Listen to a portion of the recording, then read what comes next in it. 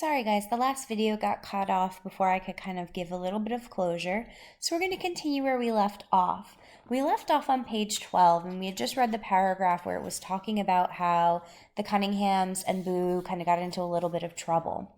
But let's take a look and we're going to skip around in the next paragraph that outlines how they get in trouble.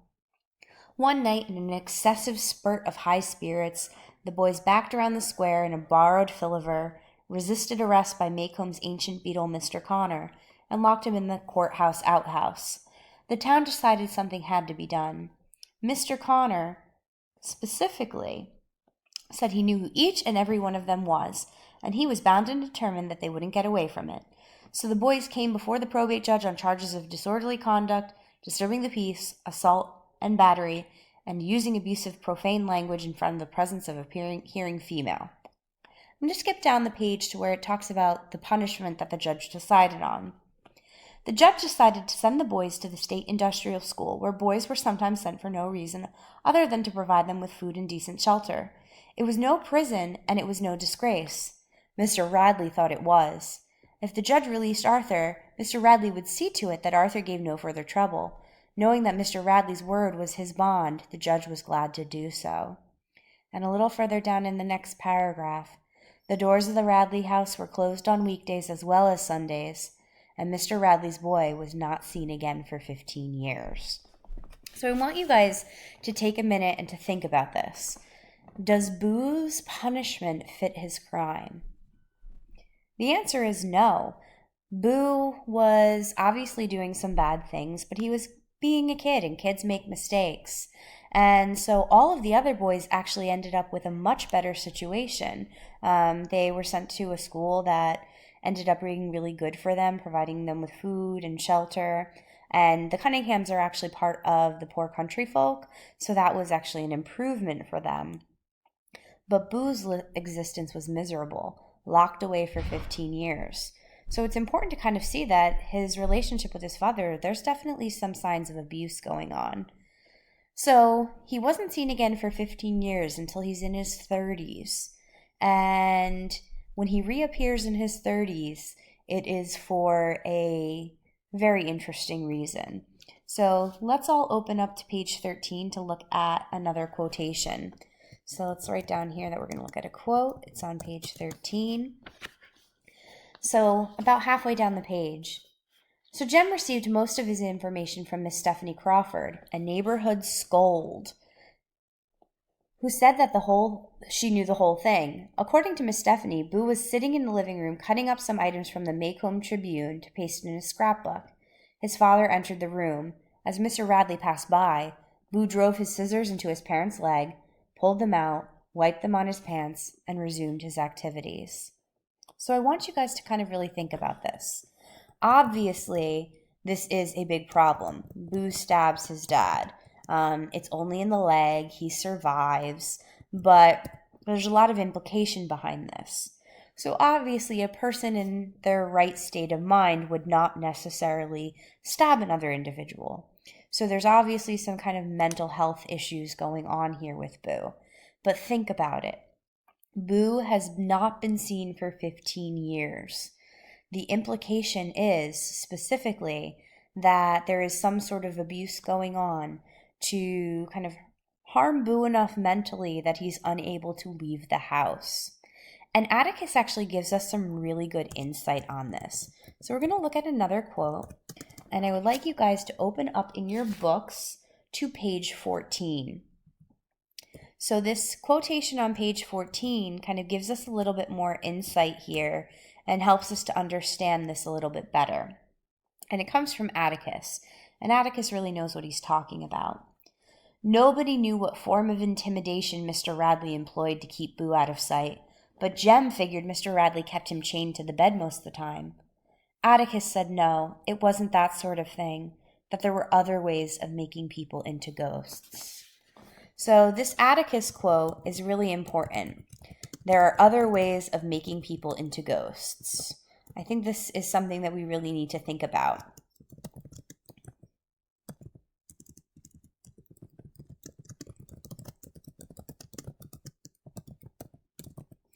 So when we're talking about a ghost is kind of like a shadow of a person. And so what Atticus is implying is that Boo is a shadow of his former self. And he definitely kind of indicates that it was most likely Mr. Radley. And Calpurnia actually confirms this. Calpurnia and Atticus are full of a lot of wisdom we're going to see throughout the text. They teach the kids a lot. Calpurnia says on page 15, about halfway down, "There goes the meanest man God ever blew breath into," murmured Calpurnia, and she spat meditatively into the yard. We looked at her in surprise, for Calpurnia rarely commented on the ways of white people. So, the meanest man God ever blew breath into. That tells us a lot about Mr. Radley.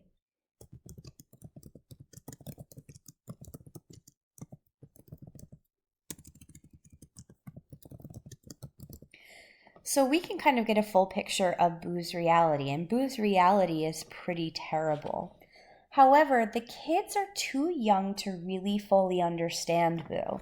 They're too young to understand that people can be damaged psychologically.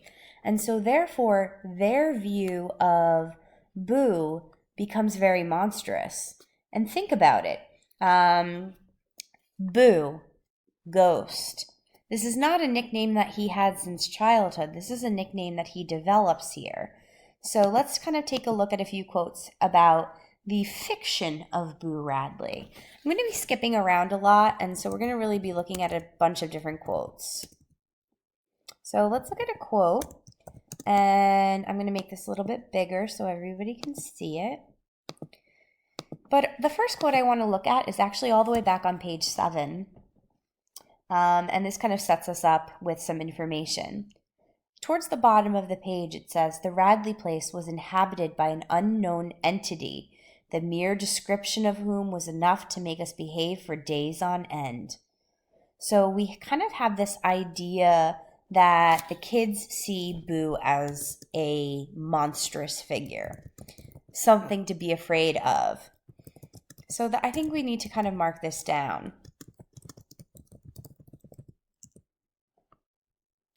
Spelled monstrous wrong. And so they're afraid of him.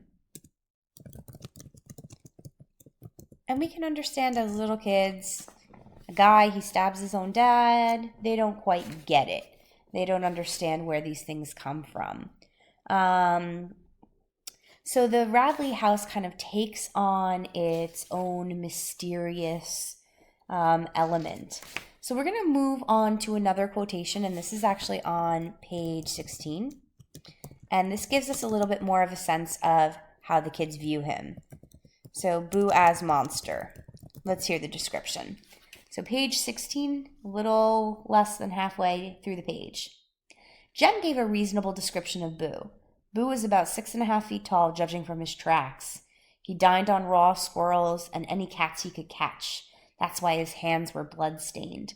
If you ate an animal raw, you could never wash the blood off. There was a long, jagged scar that ran across his face. What teeth he had were yellow and rotten. His eyes popped, and he drooled most of the time. So notice a lot of these descriptors are actually kind of classic monster descriptions. The scar, the bulging eyes, the blood-stained hands. And so the kids really have kind of developed this idea that Boo is a monster. And this is really not true. There's actually another great quote at the very beginning of the chapter that reflects the rumors that go on. And these rumors actually perpetuate not even just with the kids. And so that kind of shows us the power of rumors. So we're going to go to page 10. So on page 10, the last paragraph on the page there. Inside the house lived a malevolent phantom. People said he existed, but Jem and I had never seen him. People said he went out at night when the moon was down and peeped in windows. When people's azaleas froze in the cold snap, it was because he had breathed on them. Any stealthy small crimes committed in Maycomb were his work. Once the town was terrorized by a series of morbid nocturnal events, people's chickens and household pets were found mutilated. Although the culprit was Crazy Addie, who eventually drowned himself in Baker's Eddy, people still looked at the Radley place unwillingly to discard their initial suspicions. So people in the town kind of bought into the rumors about Boo. And they blamed him for any little bad thing that happened in the town. And it's almost like he becomes a legend. He becomes kind of this small town figure that is a perfect scapegoat for everything that goes wrong. So a scapegoat for small crimes. He's someone to blame. And that's because he doesn't kind of fit in with the society of the time period and the place.